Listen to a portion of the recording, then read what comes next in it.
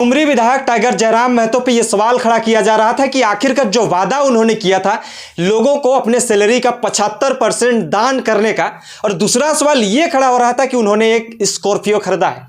Scorpio बड़ी महंगा है, उस स्कॉर्पियो खरीदा कैसे जब जयराम महतो ने वही सैलरी से स्कॉर्पियो खरीदा है जिस सैलरी से जो है वो लोगों को दान करने की बात कर रहे थे।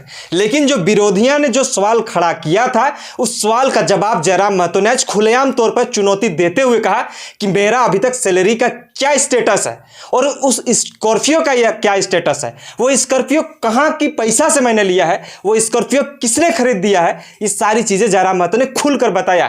जो ट्रोलर गैंग है, ट्रोलर एक आर्मी बनी है, चूंकि उनका ध्यान हम पे होता है हमारी गाड़ी को लेकर, तो मैं उसको भी आपको बताना चाहूंगा कि जयराम महतो इतना तो बेवकूफ नहीं है कि अपने नाम से अगर गाड़ी लेगा और आलोचना सहेगा।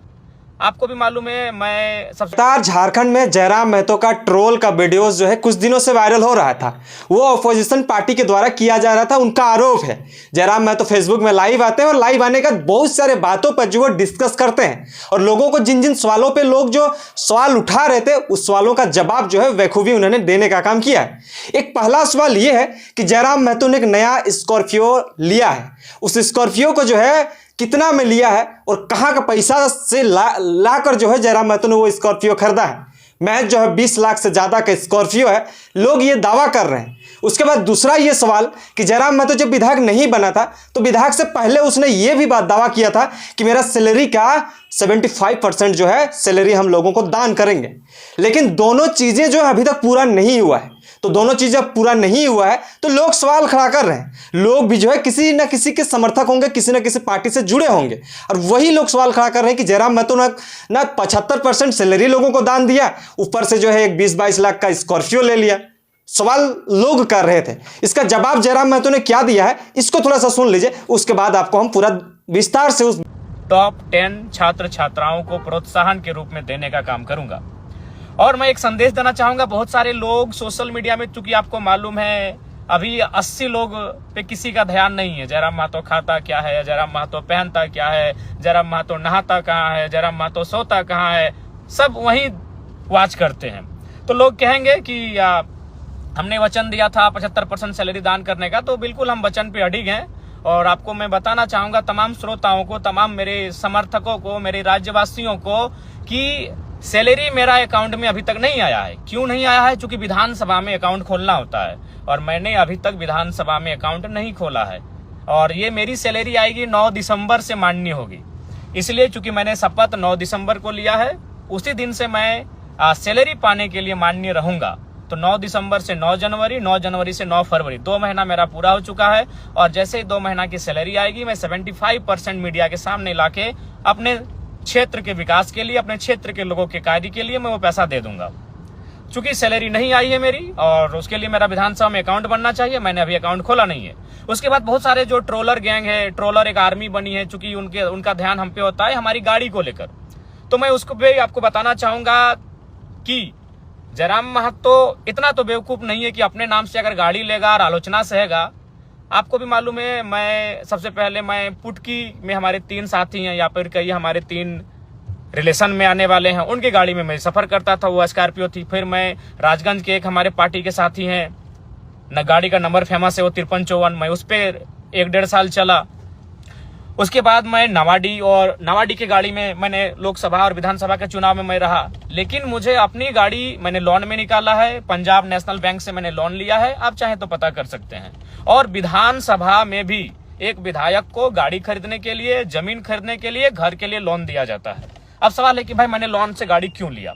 चूंकि देखिए एक टीए होता है, विधायकों को एक टीए दिया जाता है, ट्रेवल अलाउंस, यानी ट्रेवल मतलब सफर करना। चूंकि विधायक अपने फील्ड में सफर करते हैं, विधायक अपने फील्ड में घूमते हैं, क्षेत्र का भ्रमण करते हैं, तो सरकार उनको पेमेंट करती है।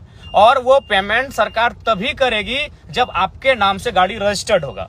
तो इसलिए गाड़ी स्कॉर्पियो गाड़ी जी मेरा ही है, मेरे नाम से है। और ये मैंने खुशी में और शौक से नहीं, ये गाड़ी मैंने मजबूरी में खरीदा है। अगर इस गाड़ी को मैं नहीं खरीदता तो हमको टीए भत्ता नहीं मिलता, क्योंकि ये नियम है कि आप गाड़ी विधायक के नाम से होना चाहिए तभी टीए भत्ता दिया जाएगा। तो इसलिए ये गाड़ी मैंने लोन में लिया है। और हाँ, फिर कहूंगा कि वो जो 75% देने के बाद जो मेरे पास 25% पैसा बचेगा, मैं ये उसी में से गाड़ी का लोन को और गाड़ी का जो किस्ती है उसे चुकाने का काम करूंगा। पहले चीजों पे आते हैं कि लोग सवाल आखिर क्या खड़ा कर रहे हैं। जरा मैं तूने कह दिया कि मेरा मजबूरी है गाड़ी लेने का, इस वजह से मैंने गाड़ी लिया, नहीं तो मेरे पीछे हजारों गाड़ी खड़ी हो जाती है। ये बात तो वाकई में सही है। जब से आंदोलन से जुड़े हैं लोग, तब से जो है ना बिना बोले ही लोग उसके पीछे आ जाते थे, उनके विचारधारा सुन के आ जाते थे। लेकिन उन्होंने इस बात का भी जिक्र किया कि मेरे पास इतना गाड़ी होते हुए भी मैंने अपना गाड़ी इसलिए लिया क्योंकि जो मैं अभी एक सरकार का अंग हूं, और सरकार का अंग होते हुए जो है हमें एक ट्रेवलिंग भत्ता मिलता है, जो घूमने फिरने के लिए तेल टीए जो होता है वो देता है, सरकार उन्हें हमें देती है।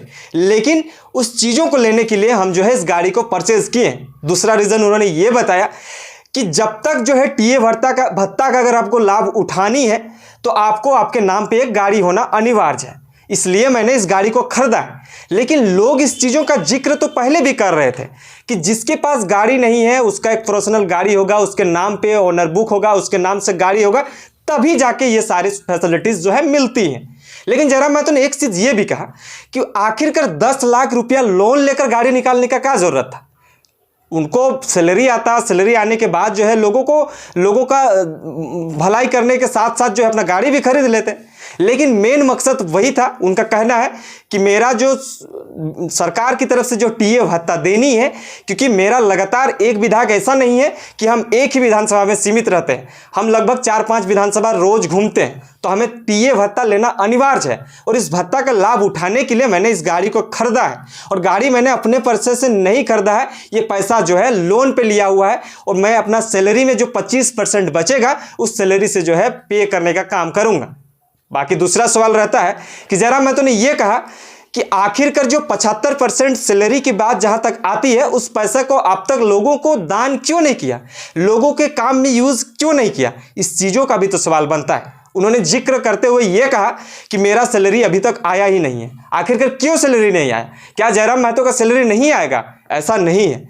जब तक उनका खाता नहीं बनता है, उस पर जब बैंक अकाउंट वगैरह ऐड नहीं होता, तब तक जो है सैलरी नहीं आता है, उनका बयान है। अब दूसरे विपक्ष के लोगों का यह कहना है कि इतना दिन हो गया, विधायक बने लगभग 2 महीना 3 महीना होने को चला है, अब तक आपने विधायक के लिए अकाउंट क्यों नहीं ऐड किया? आपके पास क्या अकाउंट नहीं है जो आपने अकाउंट ऐड नहीं किया? क्या जयराम महतो झूठ बोल रहा है कि उसके अकाउंट में पैसा नहीं आया है? लेकिन उन्होंने स्पष्टतया इस चीज़ को जिक्र करते हुए कहा कि मेरा अकाउंट अभी तक नहीं बना है और हमने अभी तक जो है पेमेंट मेरे पास नहीं आया है। उन्होंने इस चीज़ का एक्सेप्ट भी किया कि हम जो है 9 दिसंबर को हमने शपथ ग्रहण किया है।